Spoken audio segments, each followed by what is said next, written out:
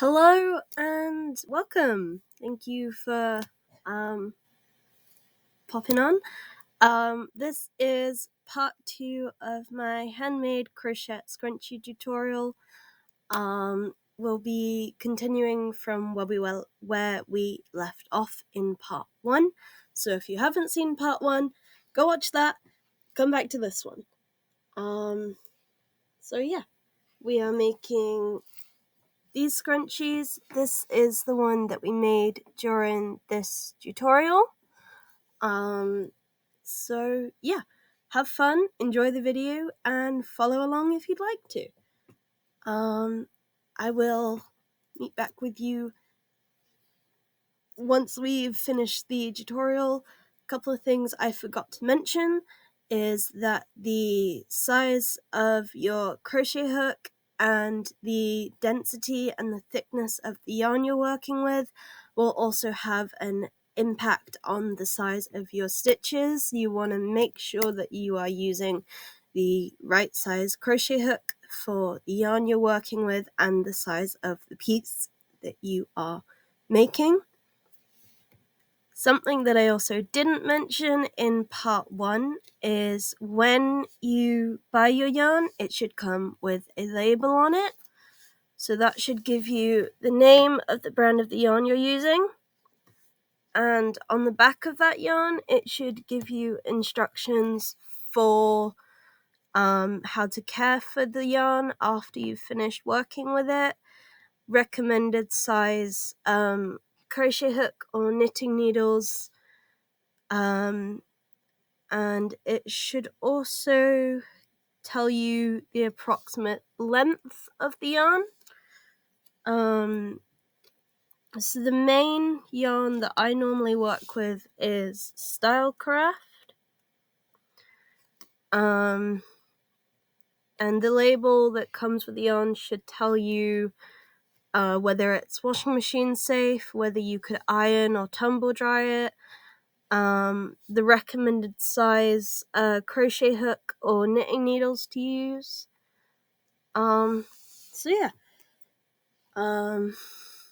Let's jump into the rest of the tutorial and have fun. So once you've done your double crochet all the way around your scrunchie, you should have something like this. You can see I've gotten back to my stitch marker. So I'm gonna remove my stitch marker from that first stitch, and then I'm gonna slip stitch again into the first stitch of the previous row. So I'm going to put my hook through the first double crochet of the previous row that we just did, making sure you have both loops of that little V on your crochet hook. And then to slip stitch, wrap your yarn over your hook,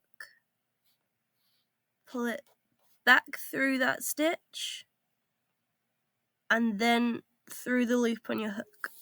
That's slip stitch done. We're gonna chain 2 again. So to do that, we're gonna wrap our yarn over our hook and pull it through the loop. That's chain 1. And then wrap your yarn over the hook and pull it through the loop again. That's chain 2.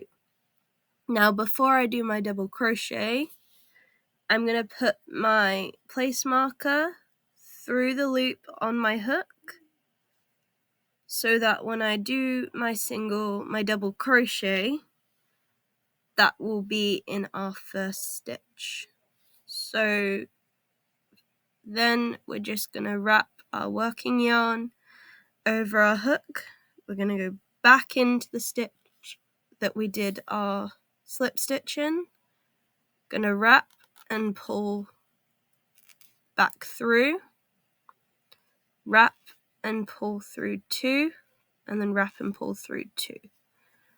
So just like we did for the previous row, continue to do 1 double crochet through each space all the way around until you get back to where your place marker is. I'll just show you that one more time just to make sure that nobody's confused. So wrap through the stitch next to the one you just went into, wrap and pull back through, so you have 3 loops on your hook. Wrap and pull through the first 2, wrap and pull through the next 2. So I'm going to give you a second, pause the video, continue to do, confused myself. So yeah, continue to do 1 double crochet in each space all the way around. I'm going to do the same, and I'll meet you back at the end of the row. Okay, so by now we should have something like this. You should have 1 row of single crochet all the way around the hairband and 2 rows of double crochet.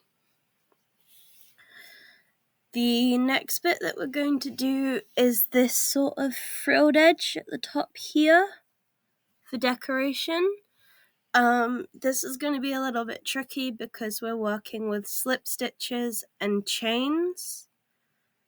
So I'm going to remove my stitch marker from here. I'm going to put my crochet hook into the first double crochet. I'm going to wrap and pull through, and then pull the loop through on my hook. So to do the frill sort of decoration, we're going to do a chain of 4. So to do a chain, we wrap and pull through. That's 1. Wrap, pull through. That's 2. Wrap, pull through. That's 3. Wrap and pull through. That's 4. Now, we don't want to do this in every stitch. So what we're going to do is we're going to skip 1 and go in through the one next to it. We're again going to do a slip stitch.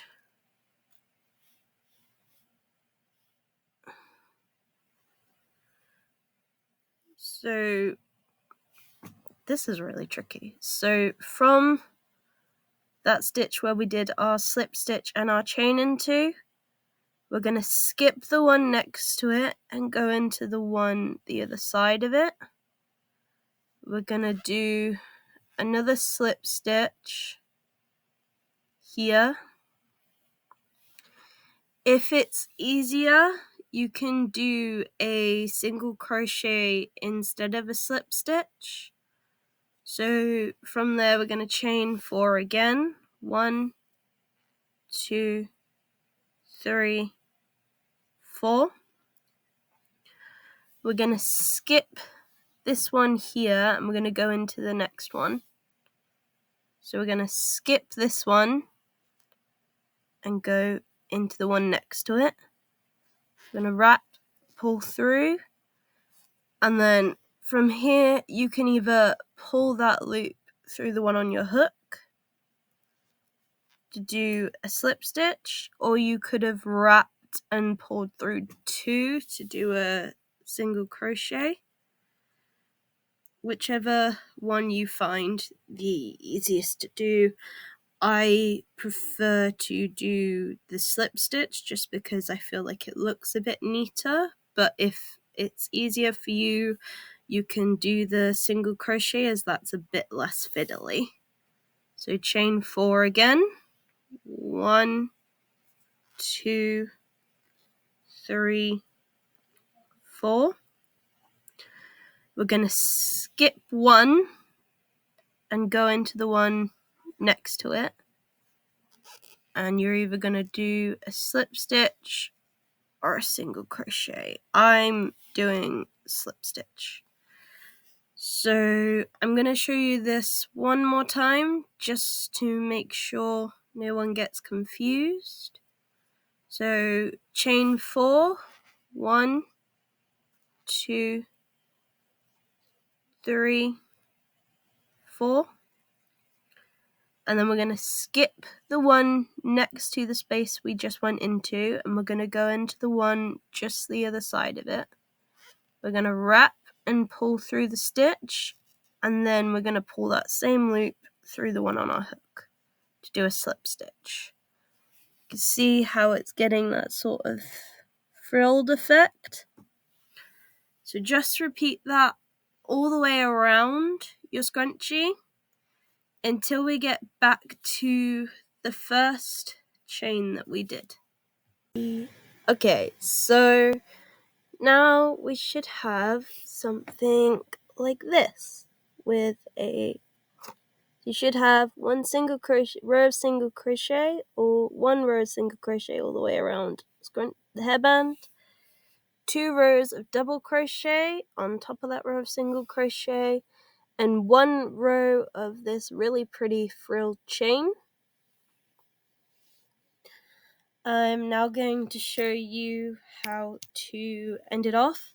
This is going to be a little bit tricky and a tiny bit fiddly. So to do this, we will need a pair of scissors, and we will also need a yarn needle. You can also use a sewing needle if you do not have access to a yarn needle. This one. Just put my yarn needle down there for a second. So now we're gonna do a slip stitch into the space next to where we just went through. We're then gonna cut our yarn with a few centimeters of a tail, and we're gonna pull that all the way through, and then pull on that tail so it makes a little knot here. And then we're gonna thread our tail through our yarn needle.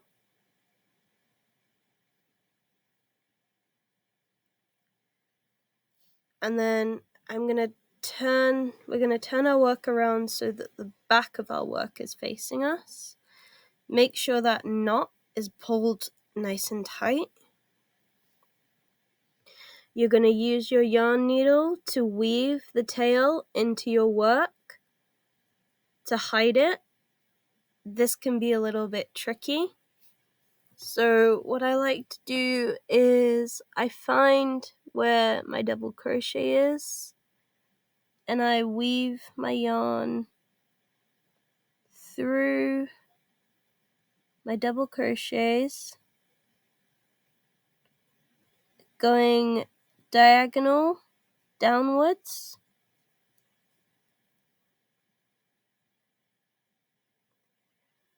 until I get to where my row of single crochets are. So you can see kind of as it is. And then I'm going to pull that yarn all the way through. And now that yarn is hidden in our work. We still have a lot of yarn on show, so now I'm just going to use my yarn needle to feed my excess yarn through my single crochets and hide my tail into where the hairband is.